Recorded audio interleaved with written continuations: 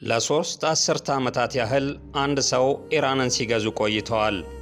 ፖለቲካዋን፣ ጦርነቶቿንና በዓለም ላይ ያላትን ቦታ ቀርጸዋል ተብሎ ይወራላቸዋል።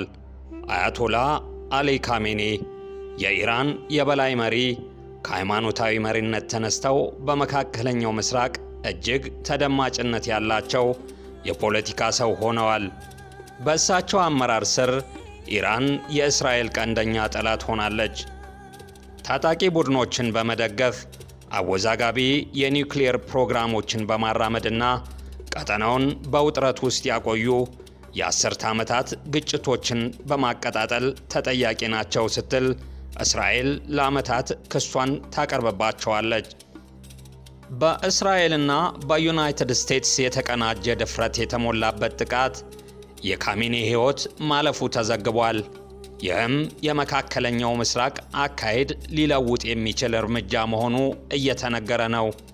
ዓለም በጭንቀት ሆኖ መጨረሻውን መገመት የሚከብደውን ጦርነት ጅማሬ እየተመለከተ ነው።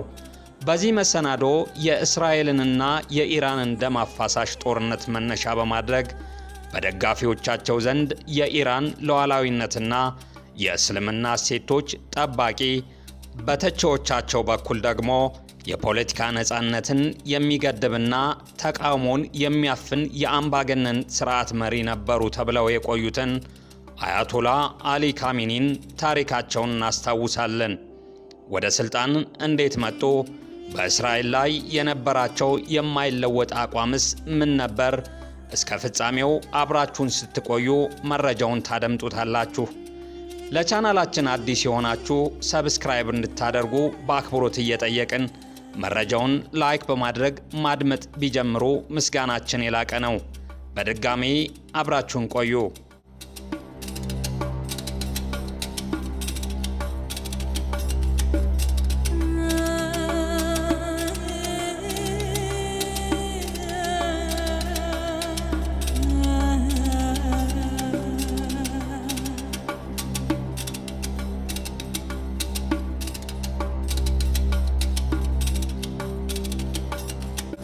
በዘመናዊው የመካከለኛው ምስራቅ ታሪክ እንደ አያቶላ አሊ ካሜኒ ዘላቂ ተጽዕኖ ማሳረፍ የቻሉ ግለሰቦች ጥቂቶች ናቸው።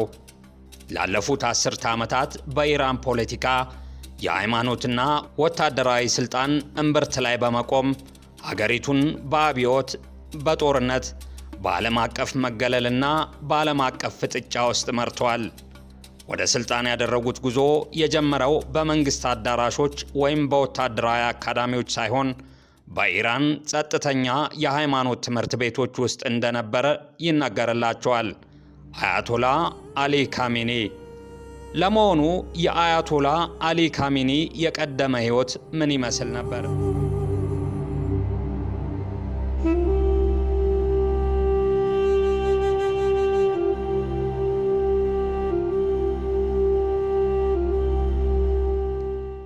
እንደ አውሮፓውያኖቹ የዘመን ቀመር ሚያዝያ 19 ቀን 1939 በቅድስት ከተማ መሽድ የተወለዱት አሊ ካሜኒ ያደጉት መጠነኛ ገቢ ባለው የሃይማኖት ቤተሰብ ውስጥ ነው። አባታቸው የእስልምና ምሁር ነበሩ። ይህም ገና ከልጅነታቸው ጀምሮ የሃይማኖት ትምህርታቸውንና የዓለም ሕይወታቸውን ቀርጾታል። ሕይወታቸው ቀላል፣ የተገደበና በመንፈሳዊነት የተሞላ ነበር። በወቅቱ ኢራን በሻህ መሐመድ ሬዛ ፓህላቪ ትመራ ነበር። ሻህ ከምዕራባውያን ጋር የጠበቀ ግንኙነት የነበራቸው ሲሆን ፈጣን ዘመናዊነትን የሚያመጡ ማኅበራዊና ኢኮኖሚያዊ ለውጦችን አስተዋውቀዋል። ይሁን እንጂ እነዚህ ለውጦች የእስልምና ማንነትንና ብሔራዊ ነፃነትን ይሸረሽራሉ ብለው በሚሰጉ የሃይማኖት መሪዎች ዘንድ ቅሬታን ፈጥረው ነበር። ካሜኒ በኢራን የሃይማኖት ማዕከል በሆነችው ቆም ቴዎሎጂን በሚያጠኑበት ወቅት የወደፊት ሕይወታቸውን ለሚወስነው አብዮታዊ አስተሳሰብ የሚጋብዙ ሁኔታዎች ገጠሟቸው። ከዚያም የሻህን ሥልጣን በግልጽ ይቃወሙ የነበሩ የሩሃላ ኮሚኒ ታማኝ ተከታይ ሆኑ። ካሜኒ ብዙም ሳይቆይ በድብቅ ይንቀሳቀሱ የነበሩ የተቃውሞ እንቅስቃሴዎችን ተቀላቀሉ። ንግግሮቻቸውና እንቅስቃሴዎቻቸው በሻህ የደህንነት ኃይሎች በተደጋጋሚ ለእስር ዳርጓቸዋል። እስር፣ ክትትልና ፖለቲካዊ ጭቆና የቀድሞ ሕይወታቸው አካል በመሆን ለአብዮታዊ ለውጥ ያላቸውን ቁርጠኝነት አጠናከረው። እንደ አውሮፓውያን አቆጣጠር በ1979 ግን ሁሉም ነገር ተለወጠ። የሕዝብ ተቃውሞ በማጥለቅለቁ ንጉሣዊ ሥርዓት ተገረሰሰና የኢራን እስላማዊ ሪፐብሊክ ተመሠረተ። አብዮቱ የሃይማኖት ሥልጣንን ከፖለቲካዊ አስተዳደር ጋር በማዋሃድ የሀገሪቱን ማንነት ቀየረው። በዚህ አዲስ ሥርዓት ውስጥ ካሚኒ ታማኝ የአብዮቱ ሰው ሆነው ብቅ አሉ። ነገር ግን የሥልጣን እድገታቸው አደጋ ነበረው። በተለያየ ጊዜያትም ከግድያ ሙከራዎች መትረፋቸውም በስፋት ይነገርላቸዋል። ለአብነትም በ1981 በሕዝባዊ ስብሰባ ላይ በድምፅ መቅጃ መሣሪያ ውስጥ ተደብቆ የነበረ ቦምብ በአቅራቢያቸው ፈነዳ። ካሜኒ ከጥቃቱ ቢተርፉም ቀኝ እጃቸው ለዘላቂ ጉዳት ተዳረገ። ይህ የግድያ ሙከራ በአብዮቱ ታሪክ ውስጥ የመሥዋዕትነት ምልክት ሆነው እንዲቆጠሩ አደረጋቸው። ለዓላማቸው ሊሞቱ የቀረቡ መሪ ተደርገውም ታዩ። በዚያው ዓመት መጨረሻ ላይ የኢራን ፕሬዝዳንት ሆነው ተመረጡ።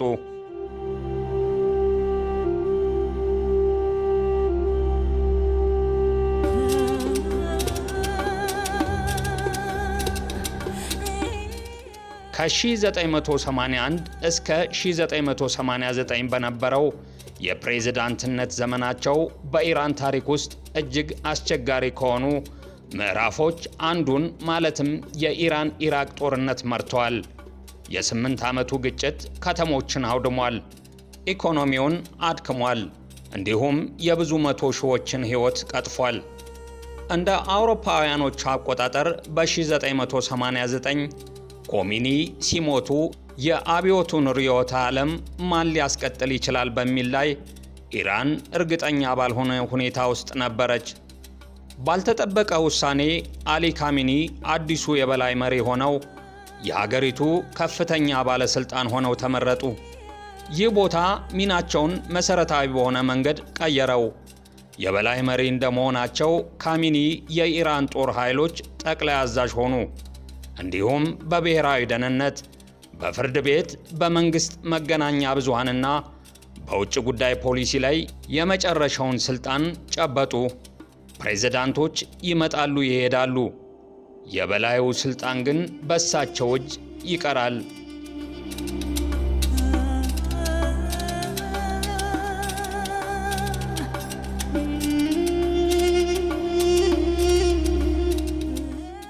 ካሚኒ ከምዕራባውያን ጋር በነበራቸው ግንኙነት የመቃወም ፖሊሲን ተከትለዋል። አሜሪካና እስራኤል በመካከለኛው ምስራቅ ያላቸውን ተጽዕኖ በጽኑ ሲቃወሙ ቆይተዋል። በተለይም ለበርካታ አስርተ ዓመታት በመካከለኛው ምስራቅ ከነበሩት እጅግ ኃያልና አደገኛ ባለሥልጣኖች አንዱ በኢራንና በእስራኤል መካከል ያለው ግጭት ሆኖ ዛሬም ድረስ ቆይቷል። የዚህ ፍጥጫ ማዕከል የነበሩት የኢራን የበላይ መሪ አያቶላ አሊ ካሚኒ ናቸው። እኚህ የሃይማኖት ሊቅ እምነታቸውና ውሳኔዎቻቸው ላለፉት 30 ዓመታት ኢራን ለእስራኤል ያላትን አቋም የቀረጹ ነበሩ።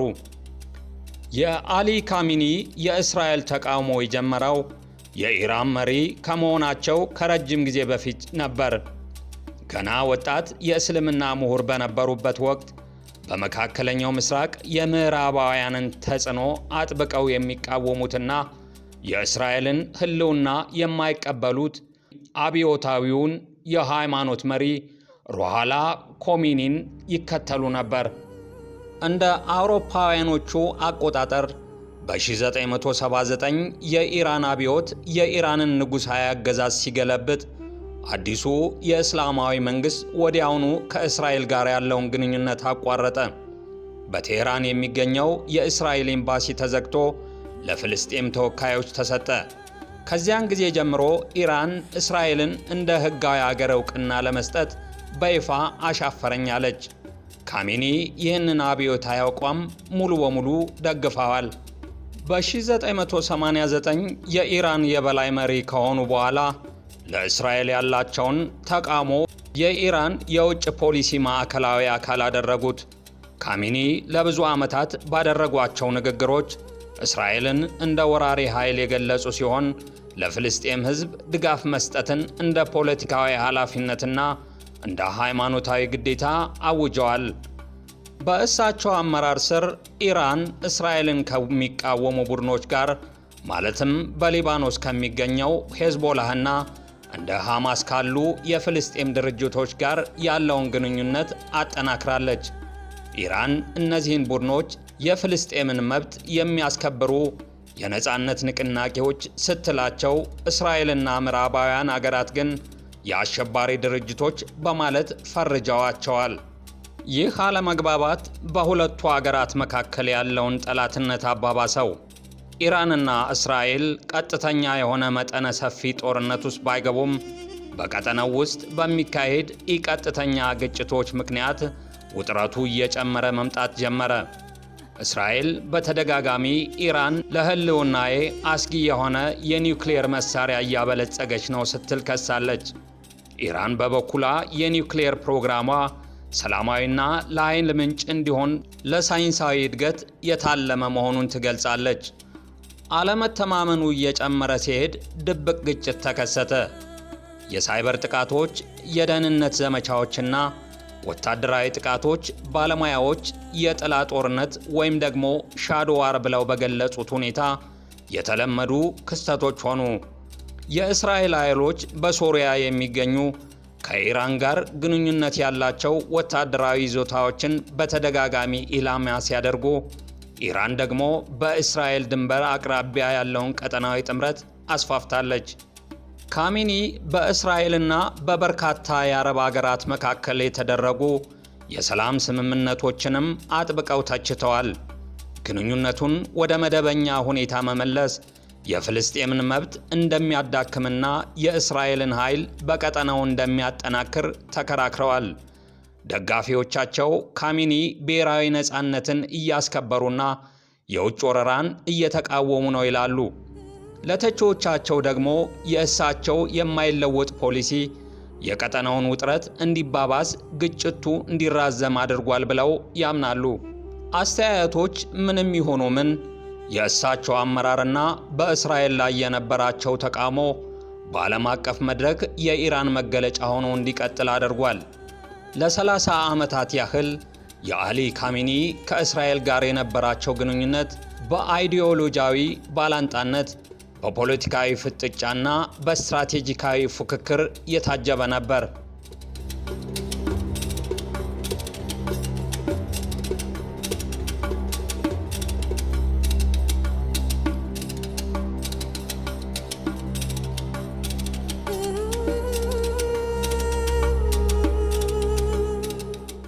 ለበርካታ አስርተ ዓመታት በእስራኤልና አያቶላ አሊ ካሚኒ የሚመሯት ኢራን በፖለቲካዊ ሽኩቻ፣ ውክልና ጦርነቶች ወይም ደግሞ ፕሮክሲ ዋርና እርስ በርስ ባለመተማመን ውስጥ ቆይተዋል። ነገር ግን ባለፉት ጥቂት ቀናት የተከሰቱት ሁኔታዎች ይህንን ጠላትነት ወደ አደባባይ የወጣ ግጭት ቀይረውታል። ዛሬ መካከለኛው ምስራቅ በከፍተኛ የታሪክ መለወጫ ነጥብ ላይ ይገኛል። በእስራኤልና በኢራን መካከል የነበረው ውጥረት ወደ ቀጥተኛ ወታደራዊ ግጭት የተቀየረ ሲሆን፣ ይህም የቀጠናውን ፖለቲካ ለብዙ ዓመታት ሊቀይረው እንደሚችል ተገምቷል። ሁኔታው የጀመረው እንደ አውሮፓውያኖቹ አቆጣጠር የካቲት 28 2026 እስራኤልና ዩናይትድ ስቴትስ በኢራን ውስጥ በሚገኙ በርካታ ኢላማዎች ላይ የተቀናጀ ወታደራዊ ጥቃት ማድረሳቸውን ተከትሎ ነው። የእስራኤልና አሜሪካ ባለስልጣናት ጥቃቱን የኢራንን ሚሳኤል አቅም፣ የኒውክሌር መሠረተ ልማትና የአመራር መረቦችን ለማዳከም የተወሰደ አስፈላጊ እርምጃ ሲሉ ገልጸውታል። ይህ ክዋኔ በእስራኤልና በኢራን ረጅም የጠላትነት ታሪክ ውስጥ ከፍተኛው የውጥረት ደረጃ ተደርጎ ተመዝግቧል። ከአንድ ትውልድ በላይ በሁለቱ አገራት መካከል ያለው ግንኙነት በተዘዋዋሪ ግጭቶች ላይ የተመሰረተ ነበር። ኢራን በሊባኖስ የሚገኘውን ሂዝቦላህንና በጋዛ የሚገኘውን ሐማስን በመደገፍ እስራኤልን ስትወጋ ቆይታለች። እስራኤል በበኩሏ በሶሪያ የሚገኙ ከኢራን ጋር ግንኙነት ያላቸውን ይዞታዎች ስትመታና የኢራንን የኒውክሌር ሳይንቲስቶች ኢላማ ስታደርግ ቆይታለች። ሆኖም ግን እነዚህ ድርጊቶች በጭራሽ እንደ ሙሉ ጦርነት ታውቀው አያውቁም ነበር። በዚህ ጊዜ ግን የጥቃቱ ስፋትና ግልጽነት የማይካድ ሆኗል። ዓለም አቀፍ የዜና ዘገባዎች እንደሚያመለክቱት በጥቃቱ ከወደሙ ቁልፍ ቦታዎች መካከል ከኢራን የመከላከያ አቅም ጋር የተያያዙ ወታደራዊ ተቋማትና ስልታዊ ስፍራዎች ይገኙበታል። ጥቃቱ በደርዘን የሚቆጠሩ አውሮፕላኖችን፣ ረጅም ርቀት ተወንጫፊ ሚሳኤሎችንና የላቀ የስለላ ድጋፍን የተጠቀመ ኃይለኛና ትክክለኛ ኢላማውን የጠበቀ ነበር ተብሏል። የእስራኤልና ዩናይትድ ስቴትስ መሪዎች የክዋኔውን ስኬታማነት የሚያሳዩ ምስሎችንና ቪዲዮዎችን ይፋ አድርገዋል።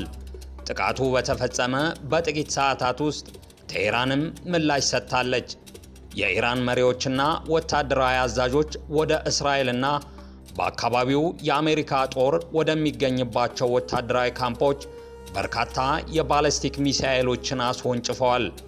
በሰማይ ላይ የሚሳኤል መከላከያዎች ሲተኮሱ የታየ ሲሆን የቀጠናው ከተሞች በግጭቱ ንዝረት ተናውጠዋል። ይህ አሁን የሩቅ የነበረ የውክልና ጦርነት ግልጽ ጦርነት ሆኗል።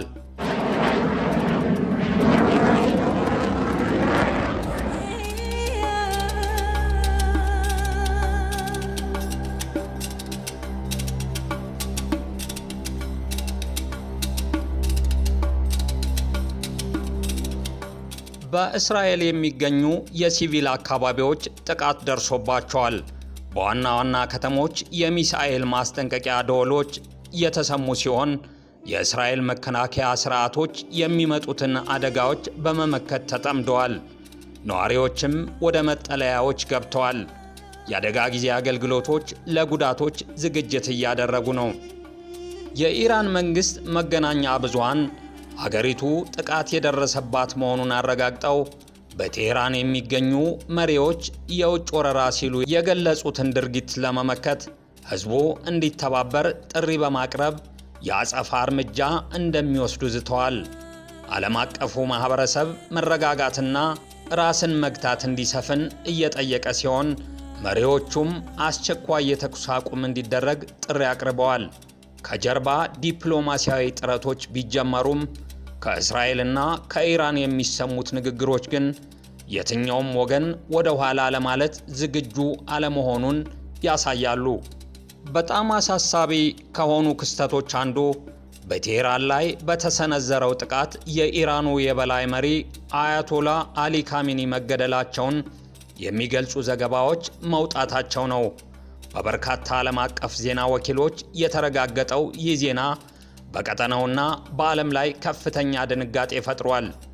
የኢራን መንግስታዊ ሚዲያ እንዲሁም እንደ አልጀዚራና ኒውዮርክ ታይምስ ያሉ ዓለም አቀፍ የዜና ምንጮች እንደዘገቡት አያቶላ አሊ ካሚኔ እንደ አውሮፓውያን አቆጣጠር የካቲት 28 ቀን 2026 ዓመተ ምህረት በእስራኤልና በዩናይትድ ስቴትስ በጋራ በተፈጸመ ጥቃት መገደላቸው ተረጋግጧል። በተጨማሪም ሴት ልጃቸው እንዲሁም የልጅ ልጃቸውና ሌሎች 2 የቤተሰብ አባላትም መገደላቸውን አልጀዚራ በዘገባው ጠቁሟል። በኢራን የ40 ቀናት ብሔራዊ ሐዘን ቀን አዋጅ ታውጇል።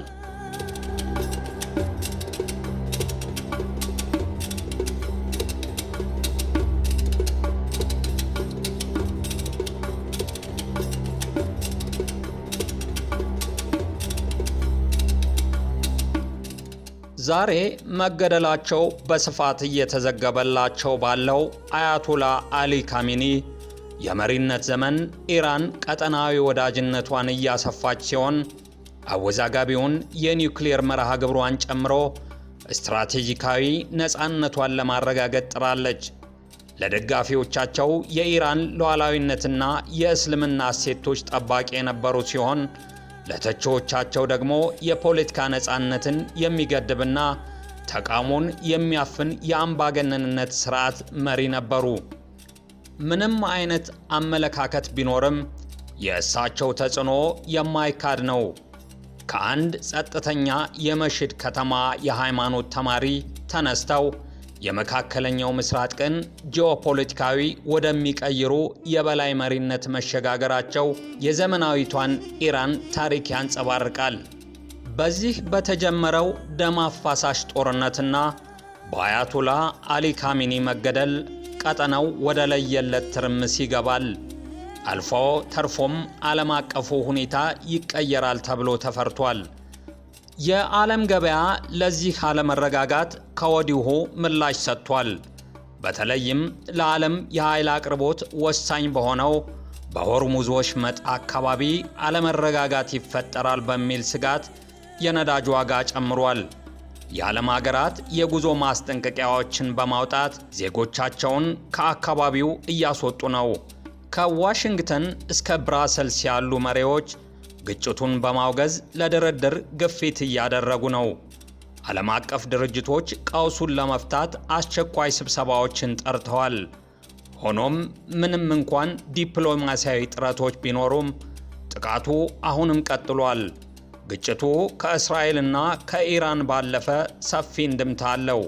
በመካከለኛው ምስራቅ ያሉ አገራት የግጭቱ ተጽዕኖ ወደ እነርሱ እንዳይዞር እየተጠባበቁ ሲሆን፣ ጎረቤት ሀገራትም ወታደራዊ ዝግጅታቸውን እያደረጉ ይገኛሉ።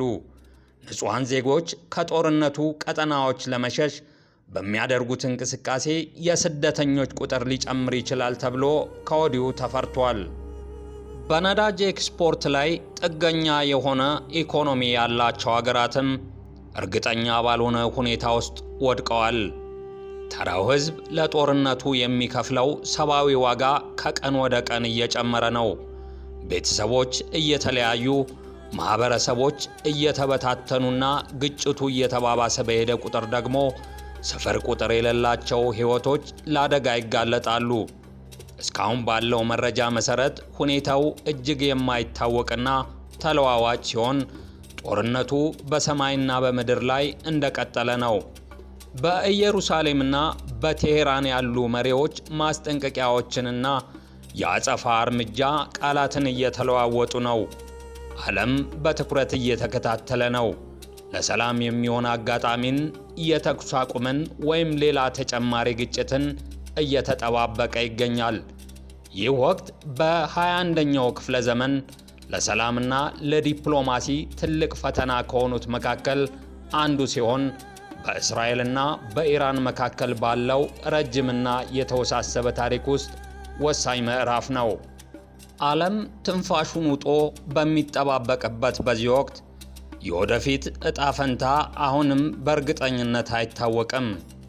ሰላም ለሀገራችን፣ ሰላም ለዓለማችን። ቸር ይግጠመን።